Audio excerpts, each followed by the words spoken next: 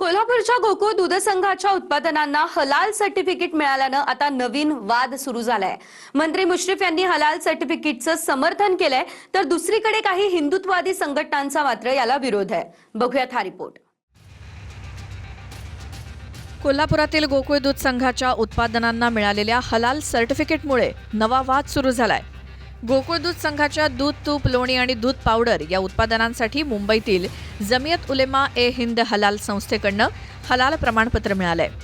आता यावरून भाजप समर्थक विरोध करतायत, तर भाजपसोबत सत्तेत असलेले मंत्री हसन मुश्रीफांनी याचं समर्थन केलंय। मंत्री मुश्रीफांचे पुत्र साजिद मुश्रीफ स्वतः गोकुळ संघाचे अध्यक्ष देखील आहेत। गोकुळचं तूप, लोणी आणि दूध पावडर मोठ्या प्रमाणात Azerbaijan, Saudi Arabia, UAE, Oman, Qatar, Kuwait, तुर्की, जॉर्डन, सिरिया आणि बांगलादेशात निर्यात होतं। या देशांच्या नियमानुसार उत्पादनांवरती हलाल प्रमाणपत्र असणं गरजेचं आहे। हलाल हे एक प्रकारे FSSAI किंवा ISO यांसारख्याच व्यावसायिक मानकांपैकी एक आहे। उत्पादनावरती हलालचा टॅग असेल तर संबंधित उत्पादन बनवताना डुकराचं मांस किंवा मद्य यांचा वापर झालेला नाही हे प्रमाणित केलं जातं। गुजरातमधील अमूल किंवा मदर डेअरीनं देखील असे मानक स्वीकारलेले आहेत। मात्र इकडे गोकुळबद्दल काही हिंदुत्ववादी संघटना विरोध करतायत।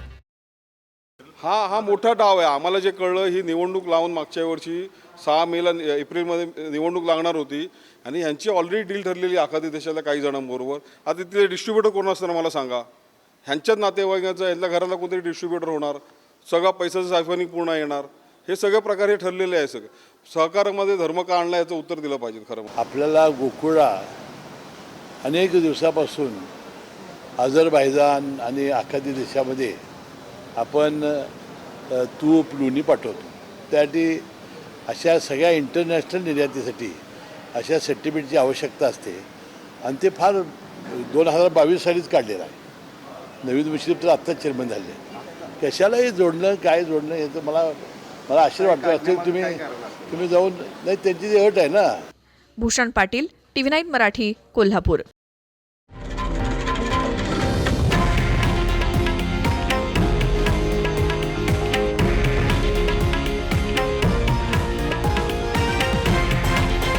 हे आहे देशातील नंबर 1 न्यूज नेटवर्क आणि आपण पाहत आहात TV9 मराठी, एकमेव।